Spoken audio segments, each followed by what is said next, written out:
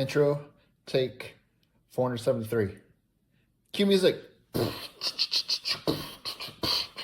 Cue coins.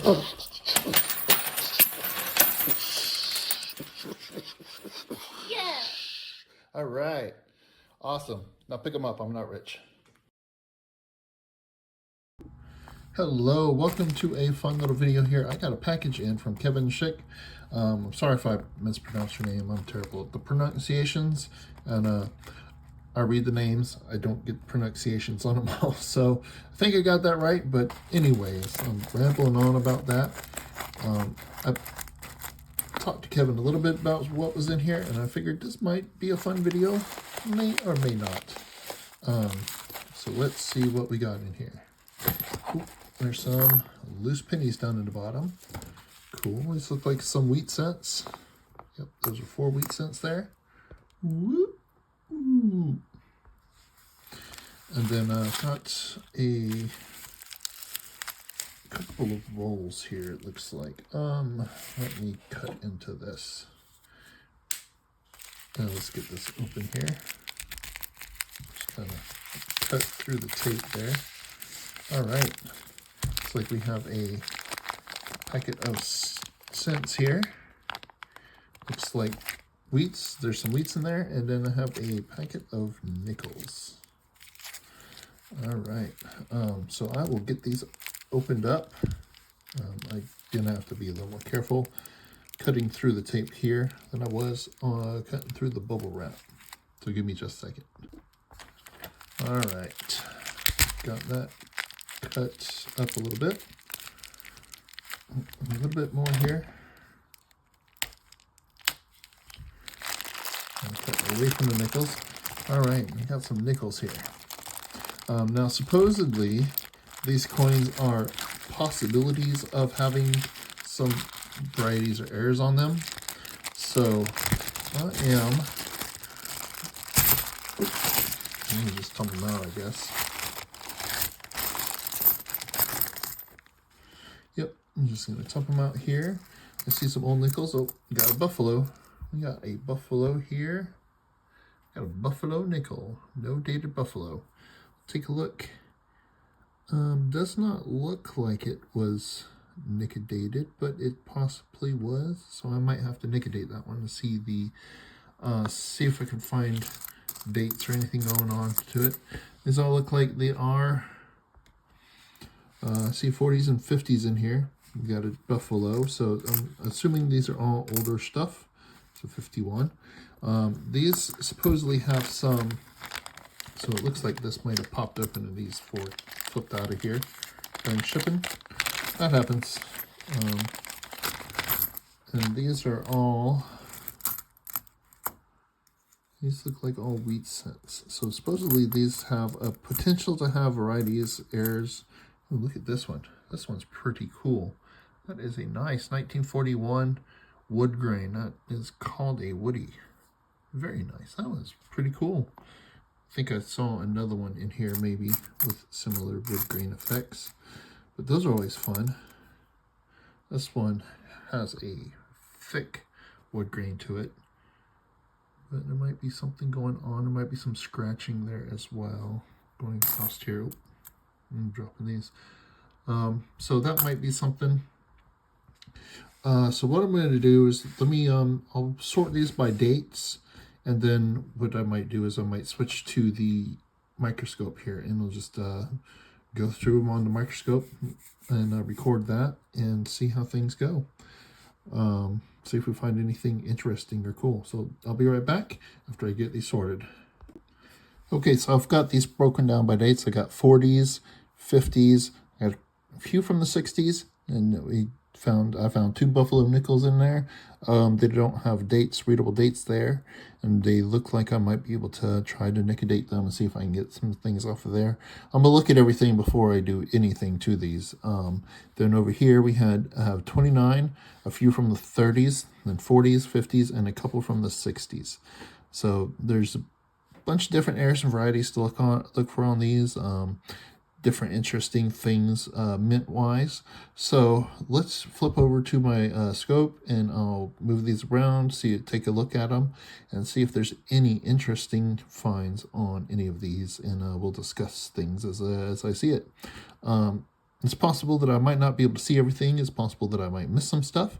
So if you do notice something that I don't, let me know in the comments below. Okay, so I got the scope set up here, and we're going to start looking at these nickels. I haven't really looked at these at all, the surfaces, so I'm going to just quickly go around these and take a look and see if there's any type of lamination, which I'm expecting to see some lamination on some of these. So there we go. There's a lamination right there. The older nickels have a lot, or most common nickels and pennies have lamination pills on those. You can see where the surface is kind of splitting and flaky. I'll explain that here in just a second. Let's see, is this a Denver? Nope, it's a San Francisco. And that San Francisco there has a little bit of a ding on it. But yeah. Let's see, nothing else. Ooh, there's a nasty little scratch across the building there. That's a scratch. You see how it looks like it's kind of dug out of the coin, or it's kind of scratched across the surface, and the metal's kind of moved and been pulled across there. And you see the lamination; it's just kind of split and flaky. So there's a difference between a scratch and a lamination. Now, lamination occurs when let's see, let's check the next. Let's go ahead and look at the next coin while we do that. So nickels are made from nickel and copper, and when the metals are melted together to form the alloy. Ooh, that's a nasty little scratch there. There's several nasty little scratches there. Ooh, and even more on the head. Ooh, look at that. Look at those nasty scratching. This is pretty scratched up. So when the nickels are alloyed, there's the S-minute mark again. Looks a little dinged up there. I'm not seeing anything stand out on this nickel. But yeah, anyways, as the metal is mixed and melted and mixed together to form the alloy, if it's not melted and mixed up completely, the metal kind of doesn't bond and hold together. It kind of flakes and splits apart, and that's where the laminations come from. So let's see. This one, I'm not seeing anything on this except for a very dirty rim. This is a 42 Philly. So an improper alloy mix can cause laminating pills. There is some extra, like, if you look up here at the U, yeah, it looks like it's kind of smushed and spread out on the side in the S. That's more of dye deterioration doubling. So as the dye is being used, it kind of wears out and kind of stretches a little bit here and there from where, metal's pushing against metal. Can cause metal to, wear out and stuff. We're still on 42 here. Now you see all these surface lines and stuff. This is an improper alloy mix as well. Causes those lines, the surface to kind of split, flake apart. The larger ones are called laminations. Smaller ones like this create a little wood grain effect, which is the woodies that I showed earlier in the video on the wheat cents there. It's just the alloys of the metal, or the metal content not being melted and alloyed together. This one just has a bunch of the striations. I'm not seeing anything going on with this. That one.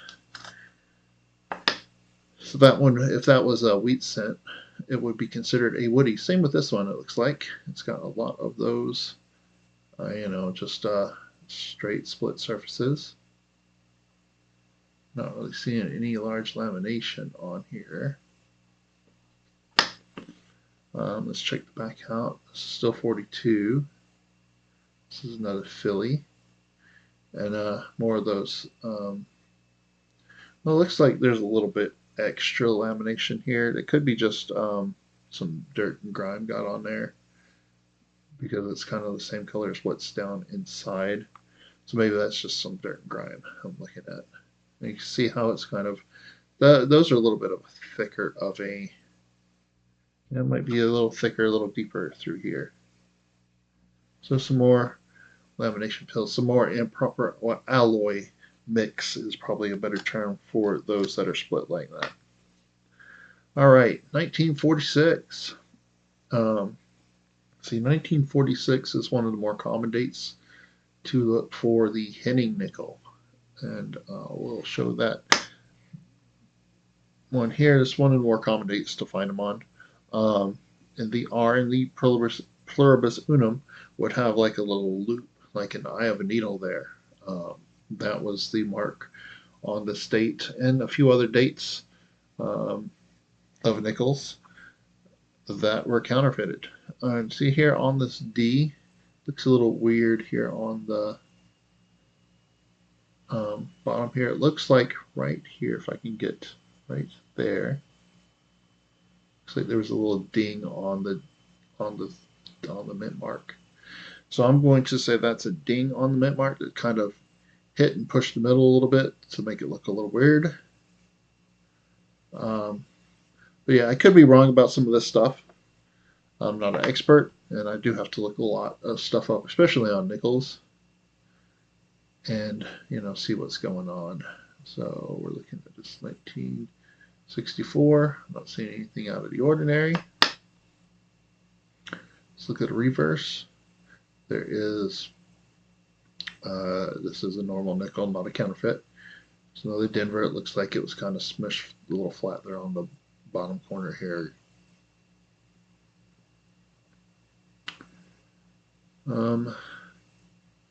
Nothing really standing out on this one. Like I said, I might be missing stuff, so don't huh.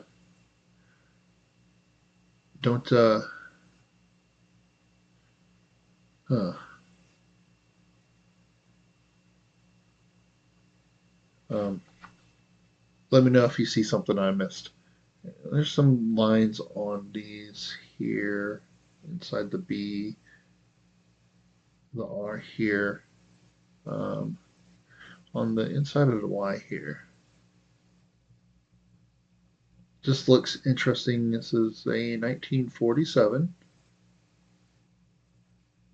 Oh, there's a nice little lamination here. I don't know if that is anything on here. It could just be some machine doubling on those. Lamination goes all the way up through the head here. Cool. So that might just be something. And hold on, something's interesting here. Let's see if I can get it to focus a little bit better. Let me adjust a little bit. There we go. That's a bit more focused. Just might have put it out of focus, bumped it or something. See up on the T? There's some lines up on top of the W and the E. Look on the side of the T. Looks like there might be some split serifs there. This might be, oh, look at this S. It looks a little weird how it sticks way far up there. That line there, that could be just a scratch, but it doesn't quite look like a scratch right there. Is that a little split serif on the T, or is that just some dye deterioration there? Huh, I'm gonna have to look this one up. I'm gonna have to check this one out, see if this one is double dye. It does have some nice lamination going across the front there. Let me look at the back real quick before I do anything here. This one is a Philadelphia. And let's adjust a little bit. For some reason, it's getting blurry on me again. Let's see. Not seeing anything going on with the back.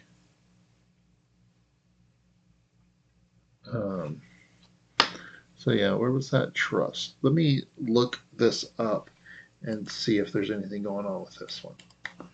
Okay, so I went and looked this up, and there is one double die obverse listed out on Variety Vista, and this seems to match. All the little lines everywhere match up, and then especially on trust here, it's got the same S right here, with the same split in the serif there, the T with the double top and the split on the serif there. Um, there might be some doubling up here on the top, but this will die. Looks like it's a little bit of die deterioration. See how there's kind of extra lines coming off. Might be some die deterioration going on. But this one seems to match double die obverse number 1. So that is very cool. Nice find there. Yeah, so let's set this one aside. So that's our first variety find. Oop, I'm dropping stuff. So that's our first variety find there. Let's take a look at the rest of these. You see how worn this one is up here, so I can't see if there is any doubling or anything going on up there. I mean, this might be a 40, is this 48? We are up one more date, 1948.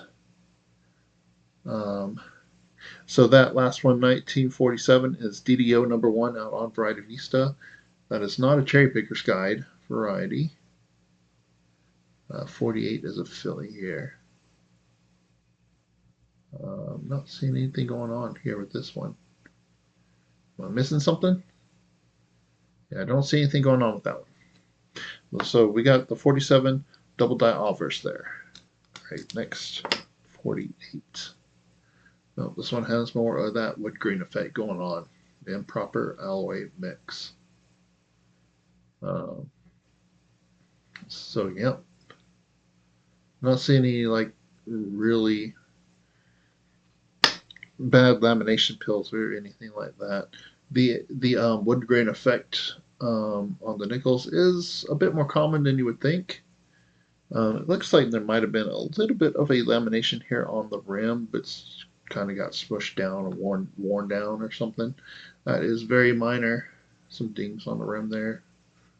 Let's take a look through the building here. And this one, did we check out the mint mark? Not yet. It is a Denver. Nothing standing out here. There's some gunk in there, so I can't really see around that D. But yeah, that just looks more of that wood grain effect. Not really highly sought after on nickels. I'm sure some people might collect this, but it's a bit more common on nickels than you would expect. And here's another one. This is another 48.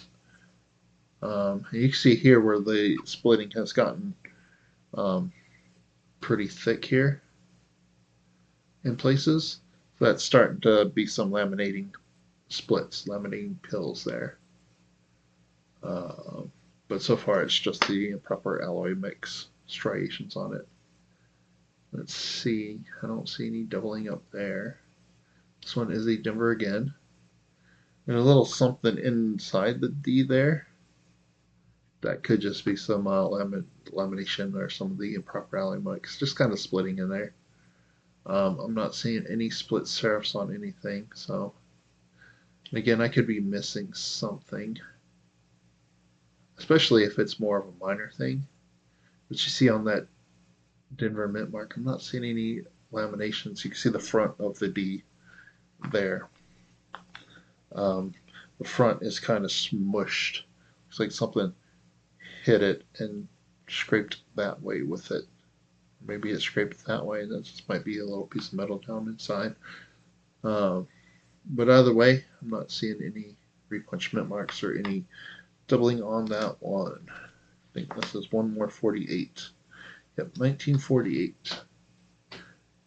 And after this, I think we got 149. Here, this one looks like it's got some of those splitting on the surfaces. A nasty little scratch there. Ooh, you can even see where some of the metal is thickly moved in places. And you see the lines where the other coin or whatever staple scratched across the front of that. Something dug across the front of that nickel. Just pushed that metal. All right, mint mark, no mint mark. So this is a Philadelphia. There is a nasty little ding scratch right there. Let's see, some more scratches and stuff. Some old scratches that have been worn and kind of smoothed over. There's a nice little ding there. All right, I'm not seeing anything stand out on this nickel. I will go back and weigh these and just double check and make sure there are no hinting nickels hiding in here. 49, I think we got two 1949s to look at. This is more of that wood grain effect, more of that improper alloy mix. Slightly more common on the nickels than it was on the pennies, but some years of pennies you can find stuff. Nice little scratch across the surface there. You can find them more often. Let's see. A pluribus unum. No doubling there. This is 49 out of Denver. So 49, the estimated San Francisco is the semi-key date for 1949. The Denver and Philadelphia's are not key dates or semi-key dates, so there, a bit more some damage and stuff. Nothing standing out. There's a nice little scratch there. All right, let's take a look. Is this one? This one's another Denver. Don't see any splitting on the serifs there, and no extra thickness on anything. So let's take a look. Did we look at E pluribus in them? I don't remember. So there we have, that's 49. That's the last of the 40s. So far we are up on one double die and some laminations, and then we're going to start with a 51 here. All right, let's take a look. This one, it's got some kind of tone or some dirt or something on it. Some gunk, yeah. But this one is a bit more solid. The letters are a bit more solid and easier to see. Not a lot of heavy wear, except for on the surface of the hair there, face, but it is kind of dirty and gunky. It's like it got drug through something or something got on it. This is a Philadelphia. Not seeing any doubling or anything. I'm sorry if I'm going a little too quick here. Nothing standing out on that. One. Or another 51 here. I don't want to make this video super long. I know it's going to be long from looking at all these coins and going slowly through them all. So, thank you for watching. Thank you for bearing with me. And that is a weak S, so 51S. Oh, 51S is a semi-key date. Nice, that is a very weak S, but do you see it there? I don't know if that is just weakly put there or if that is just worn a little bit off. It's got, you can see the S there. Add some shadow, try to add some shadow to it. I don't know if it's popping up. So this is an S. We have a semi-key date here. Let's see. It looks like, you see up here on the EP and L, maybe a little bit on the U, but here there is a little bit of an extra line on the outside. That looks to me like machine doubling because it's kind of like a step. It goes out and steps up. Doesn't really add to the devices, to the lettering, and you can see how it kind of right here. It's not a separate. I don't see a split in the serif. It just is, instead of one big thing, it looks like part of it's been pushed down and flattened there, as well as here on the bottom. Let me just double check that. This is 49S, and I will see if there is doubling or any type of double dice listed, and you see it on the M as well. It just kind of looks like it's kind of smushed out and flattened because it's not split. It's not like there's two letters together. It looks like one that's been kind of smashed in places. So let me check this here. Okay, so I took a look. There are no double die reverses listed for the. Oh, I was looking at the wrong date. Hang on a sec. Okay, so I did go and check this out. There are no double dice listed for 1951 out of San Francisco, but that is a semi-key date. So that's cool. We got the semi-key date here. Let me just double check this other one. This one is still a Philadelphia, so that one is not a key date or semi-key date. So we got the semi-key date, the double die, and so far some laminations and stuff, and some improper alloy mixes. So we are on to 52. 1952. So I'm looking at the lettering, looking for any splits in the serifs, any type of doubling. Just checking out the surfaces. And if you look at the eye, you can sometimes see doubling on the eye and stuff. And down here at the base is a common place for a cud to be. So I always try to make sure I look in that area for any type of die break going from the rim into the bottom of the bust. This one is a Denver. Looks like there's some smashing on that D, like something hit the side there. It's very possible. You see up here, looks like it's just kind of smashed or mushed or pushed. There's a nasty little scratch across there. You can really see how it moved the metal in that T and that L. That is a scratch. Let's see. Nothing really standing out on this one. There, but that's a nasty little scratch. One of the things that scratches can get what's the word I'm looking for? I'm looking at this. I'll think about it here in a minute. I will think about it here in a minute. Yeah, so nothing's standing out on the front of this one. This is another 52. This one is a Denver, and you can see how weak and worn out that Denver mint mark is. Could be that the die was weakening and it had just been polished, and that's caused the D to kind of go missing. There are some dings and little tiny flaking laminations on this one, and it's got that same thing going on with the surface. D does look interesting because it's kind of worn off there. For some reason, again, could be die polished off. It could be worn off. Let's see here. Oh, you see that one? There's a nice little lamination right there. It's a nice little.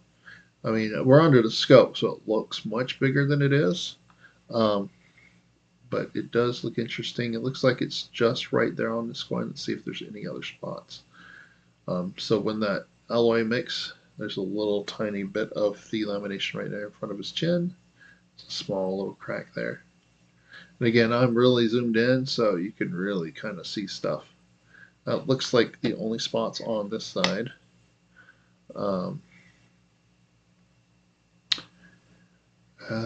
Yeah, there we go. Backside, this one is a Denver.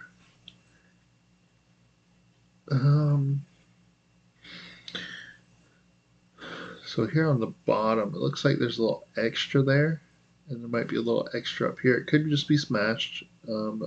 Problem on looking up repunch mint marks on the coins that are circulated with some dings and scratches and stuff. I mean, you can see the A, it looks kind of smashed down here. This O looks like it took a ding and kind of mushed it there on the top. So that can easily be some damage. Some machine doubling on there. The machine doubling on the mint marks are pretty common. But let me take a look, and I'll just look and compare this one to see if this is a repunch mint mark or not. Alright, so it does not match any type of repunchment mark. It doesn't quite look like any type of repunchment mark, but it does have that nice little lamination there. That is that one. Next up, what date are we looking at? 1953. You can see how kind of dinged up and mushed up the letters are here.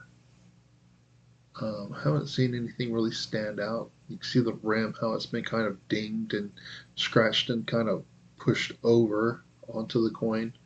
The more dings and hits the coins take, the more pieces of metal kind of chip and kind of push around and stuff. Nothing going on. There might be a tiny bit. So right here on top of the M, that could be a very tiny cud, but you see right here on the rim, it looks like it took a nasty little ding and it probably pushed the rim in. Might have caused the rim itself to kind of push over and fold over onto the surfaces there. And then over time and wear, it's kind of worn into the coin there and kind of connected a little bit. Because of that dings there, I'm going to say this is nothing going on. And there's a mushed bottom of the D there. It looks like something smacked that. So this coin has seen some better days. There's a nice little smash on the bottom of that F. Nice little mash on that U there. So yeah, this is pretty beat up. Right here, and we are zoomed in, that is a tiny bit, looks like a tiny bit of some crack in the surface.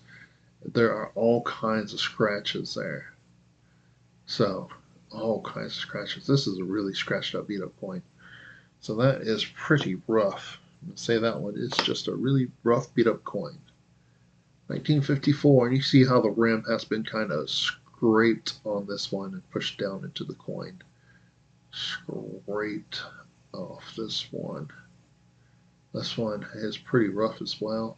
Not as nearly as rough as the other one. It's got some of that wood grain effect, and it's got some really rim issues there. It's been rubbed on something a little bit, especially on the edges there. Pushed the kind of shredded or pulled some of the rim into the coin itself. This one is in San Francisco. You can see it looks like there's a little machine doubling on the back. Machine doubling happens during the minting process when the coin is being struck.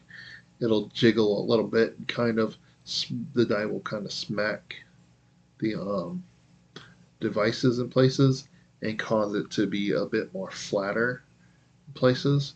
I will double check that one though to see if there is any mint marks, repunch mint marks. But otherwise, I'm not seeing anything going on with this one. What date was this one? 1954. And you can see just how bad it is scratched up and mushed. So let's check this one, 1954S. Alright, so I've got Variety Vista up, and you can see here where the serifs are split. And you can see the splitting on this, and there's an extra S.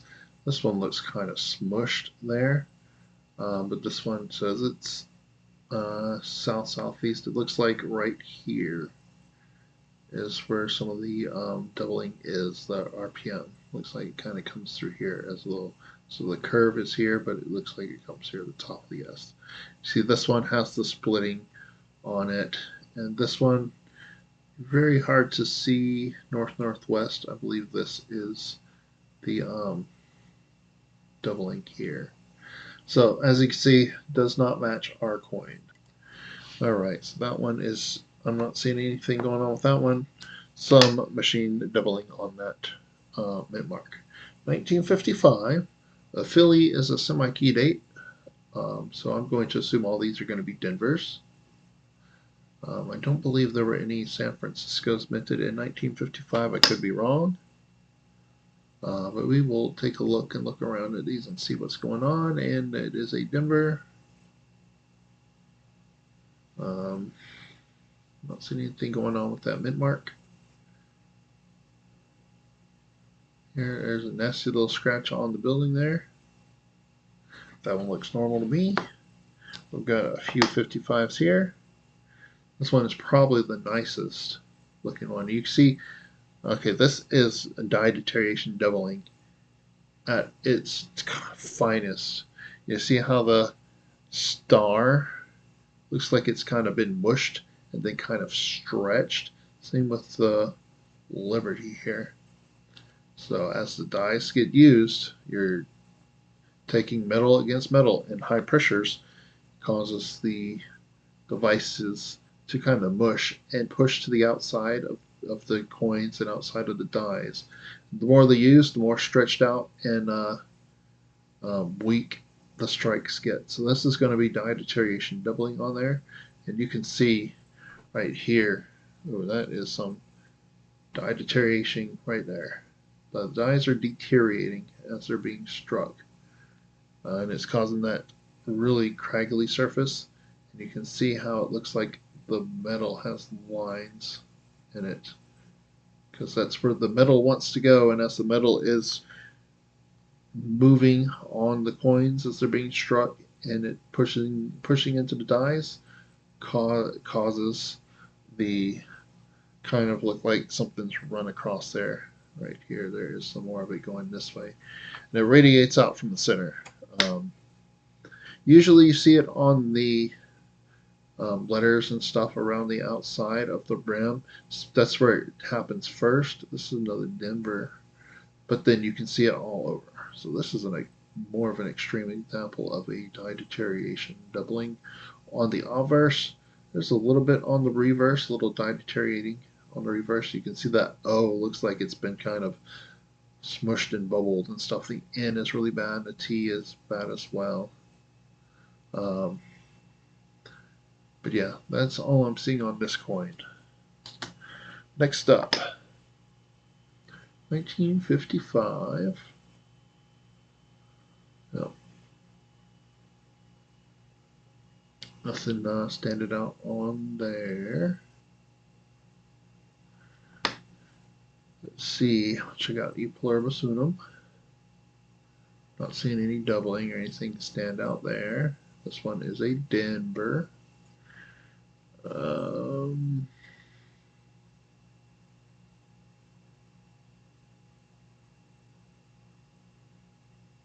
Nothing really standing out. You see right on the inside of the D on the Denver, there's a little bit of a line there. There's some gunk in there. So it could just be some gunk. None of the outside here is really pointing to being a repunchment mark, but I'll double check this one. It's 55 Denver. Let's double check. All right, so I'm not gonna pull this up for everyone, but we're on Variety Vista RPM repunchment mark listings for nickels. Go to 1955 out of Denver, and see this one has a little bit up here. See this one has a little bit down here, a little bit extra.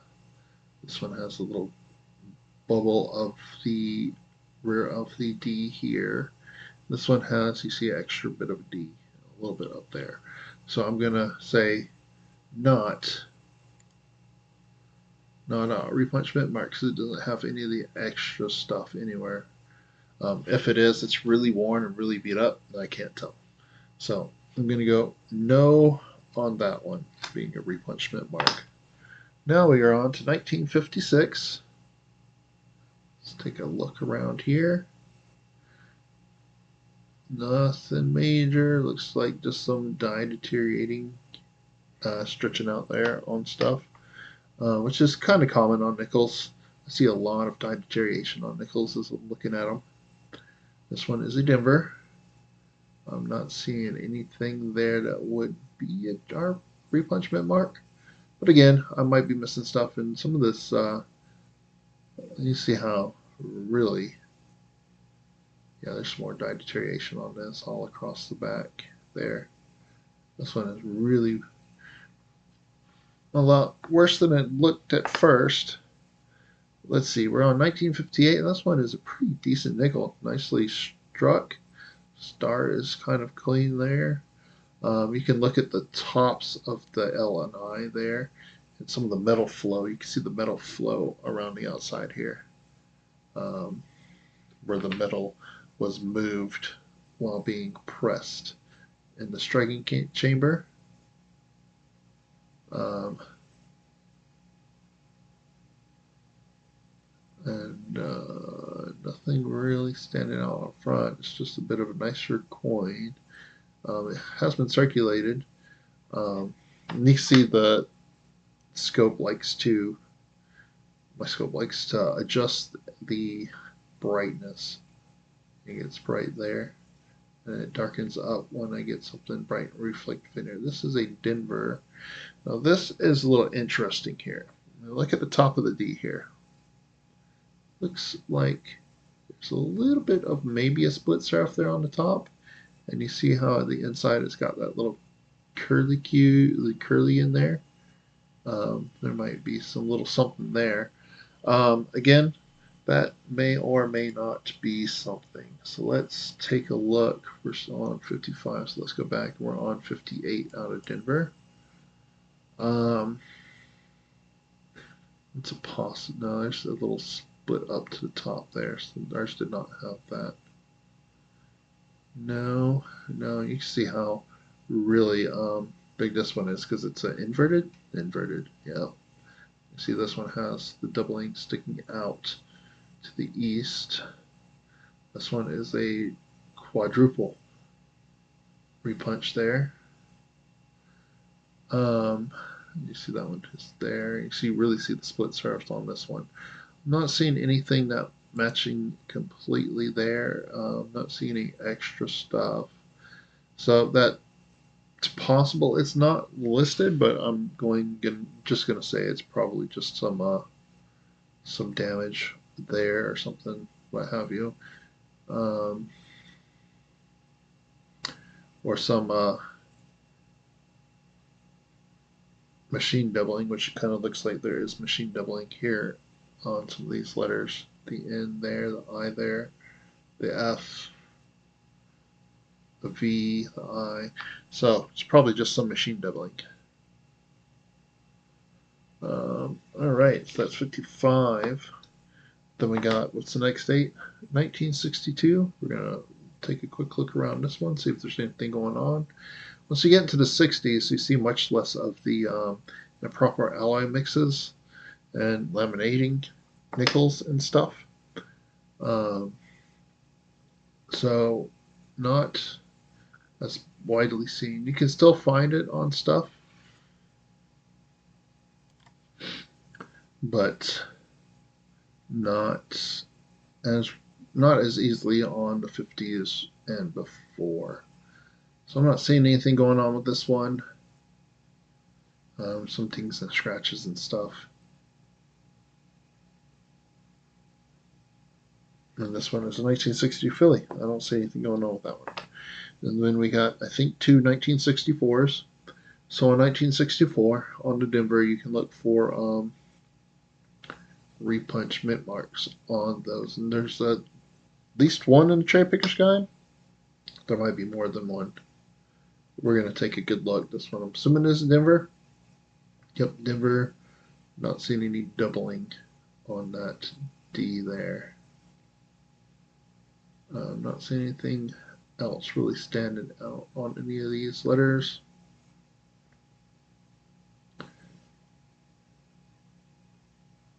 Just maybe some machine doubling in places, or some die deterioration doubling. Alright, and then there's another 1964. You see this one's been kind of smushed a little bit. Circulating, the letters have gotten smushed. Nothing standing out on the obverse, so let's go check that mint mark out. Oh, this is a Philadelphia. And don't know if there's anything to really look for on these. I'm sure there is maybe something. Let's look at it. Nope, this one is just a Warren 64, it looks like. It's a Warren 64. That is it. We got the two Buffaloes. I have not done anything with the date set, so we'll figure we'll just take a quick look around these. And you can see, even on the Buffaloes, how the improper alloy mix causes the surface to have the striations.